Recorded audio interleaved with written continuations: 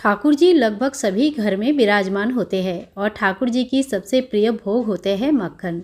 हम सभी को लगता है कि ठाकुर जी को एक बार घर पर मक्खन बना के देना चाहिए, लेकिन बहुत लोगों को बनाना आता ही नहीं है और बाजार से खरीद के देते हैं। चलिए आज देख लेते हैं कि घर में आसान तरीके से कैसे हम मक्खन बनाएंगे। यहाँ पे देखिए मैंने 5-6 दिन की जो जमा किया है दूध की मलाई, जो दूध उबालने के बाद फ्रिज में रख दीजिए तो बहुत अच्छा मलाई हो जाता है। 4-5 दिन की मलाई जमा करने के बाद इसके ऊपर मैंने डाला है 1 चम्मच बड़ी चम्मच का दही। अगर दही बहुत ज़्यादा खट्टी है या पुरानी है तो फिर आप 1 चम्मच से थोड़ा कम डालें और फ्रेश है तो 1 चम्मच डाल लें।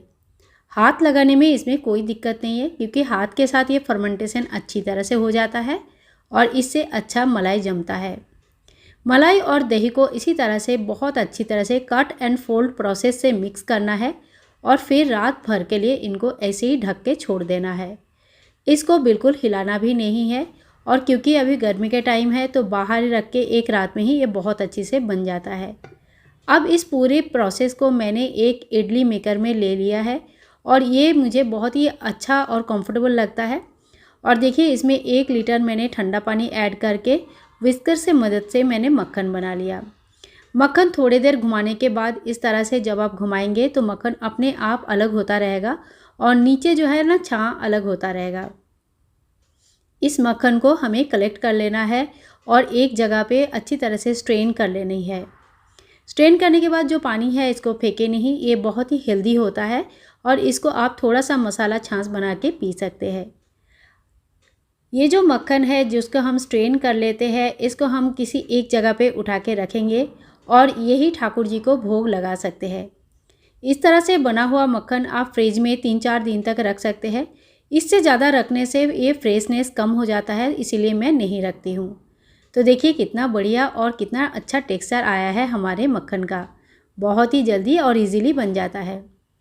अब जो है सबसे पहले मैं ठाकुर जी के लिए इसमें मक्खन निकाल के रख देती हूँ और इसी में से थोड़ा थोड़ा करके ठाकुर जी को भोग लगा देती हूँ।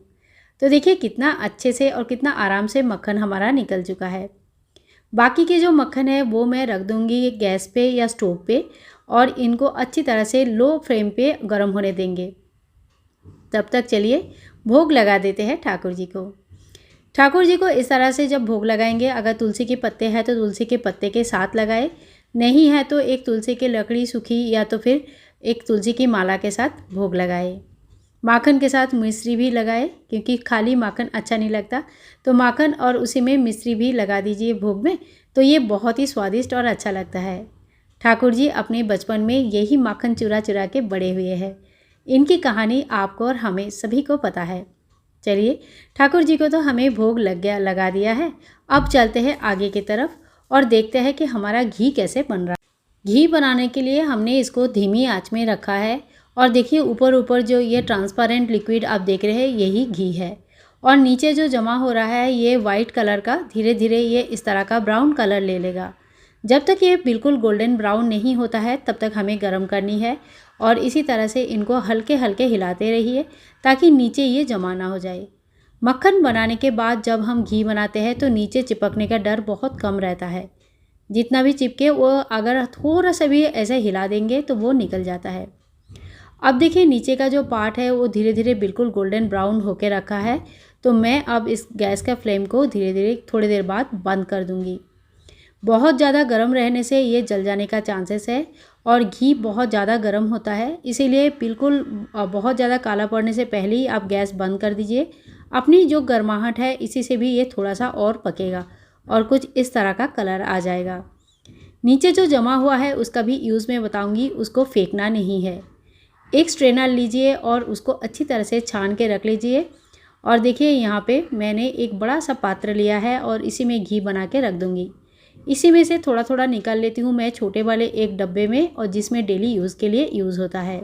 छन्नी के ऊपर जो लेफ्ट ओवर पार्ट जमा होता है इसको आप चाहे तो दाल में डाल सकते हैं, बहुत ही अच्छा स्वाद आता है और काफ़ी हेल्दी भी होती है। इसको आप आटा के साथ गूंद के बहुत बढ़िया पराठे भी बना सकते हैं। ये बहुत ही हेल्दी भी होती है और खाने में नो डाउट बहुत ज़्यादा टेस्टी भी होती है। आप एक बार मेरे कहने से ट्राई करके ज़रूर देखना। आप देखिए इस घी को मैंने एक छोटे डब्बे में डाल लिया है डेली यूज़ के लिए और कितना फ्री फ्लोइंग हुआ है। इनकी टेक्सचर और रंग जो है ना बहुत ज़्यादा सुंदर होता है। इनकी कलर इतनी हल्का येलोइश आता है और बहुत ही ज़्यादा टेस्टी होता है। बाहर से आपको घी खरीदने की ज़रूरत नहीं पड़ेगी अगर इस मेथड से आप घर पर घी बनाएंगे तो। ठाकुर जी को भोग भी लग जाएगा और साथ साथ में घर के सबके लिए घी भी बन जाएगी। आज की वीडियो आप लोगों को कैसे लगा ज़रूर बताना। अगर अच्छा लगे और यूज़फुल लगे तो please like share and comment. Channel को सब्सक्राइब करके रखना बिल्कुल भी ना भूलें। ऐसे ही कोई नया वीडियो लेके मैं फिर से हाजिर होंगी। तब तक के लिए सभी लोगों को bye bye and take care. और आप भी मक्खन बनाए कि नहीं बनाए मुझे कमेंट करके ज़रूर बताना। बाय बाय दोस्तों, टेक केयर।